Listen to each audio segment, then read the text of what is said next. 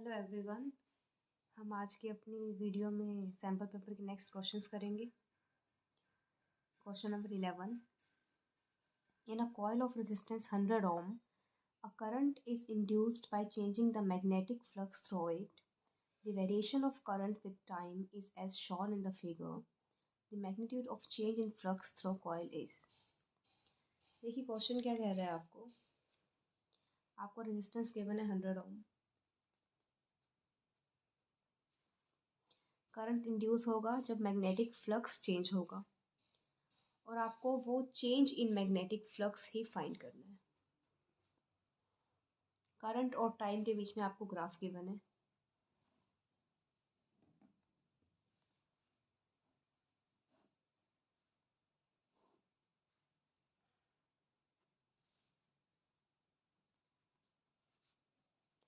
Time and this is current. देखिए कैसे find करेंगे। देखिए we know that EMF E is equals to d phi by d t. ये पता है आपको, इक्वेशन फर्स्ट। और एक फॉर्मूला EMF का होता है IR। इक्वेशन सेकंड, I क्या है current, R resistance, E EMF। So using second in first. अब सेकंड को फर्स्ट में अगर आप पुट कर दोगे तो आपके पास आ जाएगा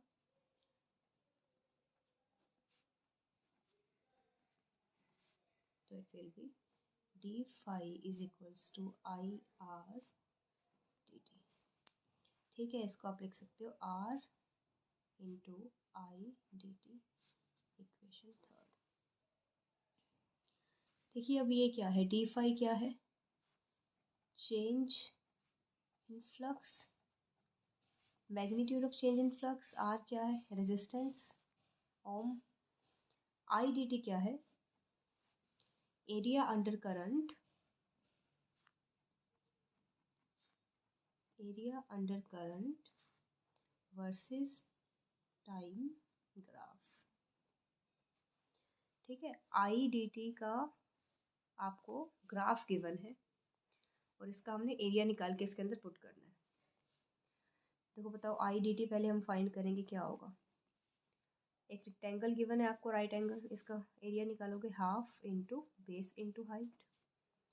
हाफ बेस कितना है 0.5, हाइट कितनी है 10। तो इसको जब आप सॉल्व करोगे इट विल बी 2.5, करेक्ट। अब बस इसको वैल्यू में पुट कर दो, डी फाई इक्वल्स टू आई कितना है हमारे पास, आई तो सॉरी कीजिए कर ही लिया, आर रह गया। आर कितना गिवन है 100 into 2.5, so it will B 250 weber. ठीक है, ये था क्वेश्चन नंबर 11। देखो जब ग्राफ आपको गिवन हो तो आपको सिंपली के एरिया अंडर द कर्व, मतलब कर्व के अंडर जितना भी एरिया है आपको उसका एरिया फाइंड करके सिंपली पुट करना होता है इसमें। अगर इसकी जगह ग्राफ कुछ इस तरह से होता, रेक्टेंगल होता, इस तरह से होता, तो इसके नीचे जो भी एरिया होता आप उसको करते कंसीडर। ठीक है,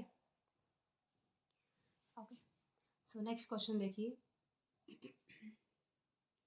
नेक्स्ट क्वेश्चन है आपका, the energy of an electron in nth orbit of hydrogen atom is En is equals to -13.6 divided by n square electron volt. The negative sign of energy indicates that। देखिए hydrogen atom की energy हमेशा -13.6 bye N square होती है।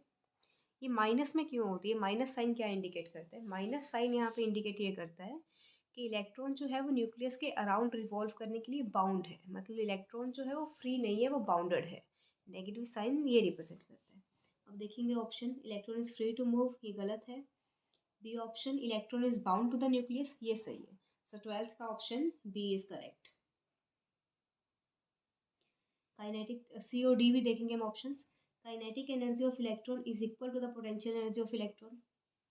Kinetic energy potential energy के equal होती है, लेकिन नहीं इक्वल नहीं होती, टोटल एनर्जी के इक्वल होती है, और लेकिन साइन अपोजिट होता है। तो पोटेंशियल एनर्जी काइनेटिक एनर्जी के इक्वल नहीं होती है।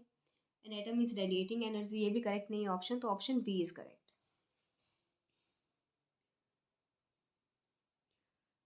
नाउ क्वेश्चन नंबर 13th,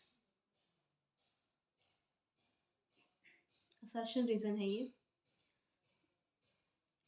पहले असर्शन देखिए 13th का A, for the radiation of a frequency greater than the threshold frequency photoelectric current is proportional to the intensity of the radiation. पहले बताइए threshold frequency क्या होता है। Threshold frequency is the minimum frequency above which photoelectric effect is possible या below which photoelectric effect is not possible। मतलब वो minimum frequency जिससे कम frequency पे फोटो इलेक्ट्रिक इफेक्ट पॉसिबल नहीं है। तो जब फ्रीक्वेंसी थ्रेशहोल्ड फ्रीक्वेंसी से ज़्यादा हो जाएगी तो फोटो इलेक्ट्रिक इफेक्ट जो है वो इंटेंसिटी के डायरेक्टली प्रोपोर्शनल होगा, ये बात बिल्कुल सही है। सो असर्शन इज राइट। अब इसका रीज़न देखते हैं, रीज़न राइट है या नहीं।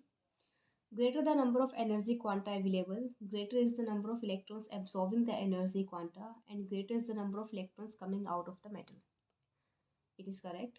देखो जितनी ज़्यादा एनर्जी क्वांटाज मेटल पे डलेंगे उतने ज़्यादा जो इलेक्ट्रॉन्स मेटल के अंदर प्रेजेंट है वो एनर्जी क्वांटाज एब्जॉर्ब करेंगे, और जितनी ज़्यादा उन इलेक्ट्रॉन्स की एनर्जी होगी उतने ज़्यादा इलेक्ट्रॉन्स उस मेटल से बाहर निकलेंगे। बाहर निकलेंगे तो इंटेंसिटी नंबर पे डिपेंड कर दिया, नंबर इंक्रीज हो जाएंगे, इंटेंसिटी इंक्रीज हो जाएगी, इंटेंसिटी इंक्रीज हो जाएगी तो फोटो इलेक्ट्रिक करंट इंक्रीज हो जाएगा। इसलिए photoelectric current is proportional to the intensity of the radiation. So इसमें ए और R both is right and R is correct explanation of A. ठीक है,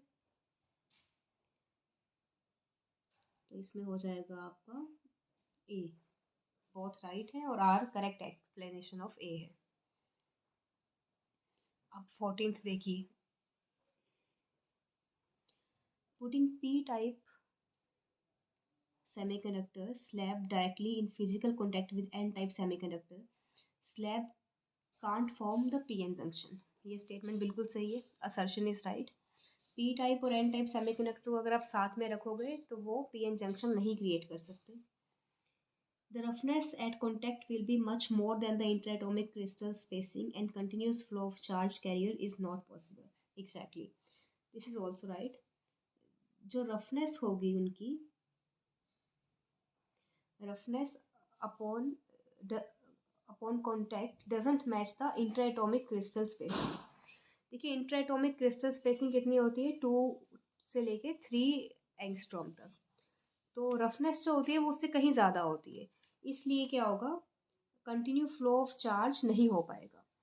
इसलिए दोनों स्टेटमेंट सही हैं and the reason is correct explanation of assertion. इसका भी ए होगा। 15th देखिए, an electron has a higher potential energy when it is at a location associated with a negative value of potential। एक इलेक्ट्रॉन की energy higher होगी potential energy जब उसका जो पोटेंशियल है वो नेगेटिव होगा, और उसकी पोटेंशियल एनर्जी लोअर होगी इलेक्ट्रॉन की जब उसका पोटेंशियल जो है वो पॉजिटिव होगा। देखते हैं क्या है 15। We know that U is equals to QV। अब हमें बोला गया है चार्ज कौन सा है, यहाँ पे इलेक्ट्रॉन है, तो जब पोटेंशियल नेगेटिव है, पोटेंशियल अगर नेगेटिव है तो पोटेंशियल एनर्जी हायर होगी, तो ये हो गया माइनस माइनस प्लस ई। और पोटेंशियल जब पॉजिटिव है तो पोटेंशियल एनर्जी कम होगी, माइनस ई। सही है, देखो नेगेटिव पोटेंशियल हमने लिया था तो एनर्जी पॉजिटिव आई है मतलब हायर आई है, पॉजिटिव पोटेंशियल लिया है तो एनर्जी नेगेटिव आई है मतलब लोअर आई है। तो ए सही है, असर्शन सही है। Electrons move from a region of higher potential to a region of lower potential.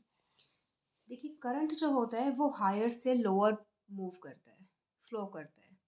ठीक है, अगर करंट हायर से लोअर फ्लो कर रहा है तो इलेक्ट्रॉन्स का जो मोशन होता है वो करंट के मोशन के अपोजिट होता है। अगर करंट हायर से लोअर फ्लो कर रहा है तो electrons lower to higher flow करेंगे। That's why reason is wrong, only assertion is right.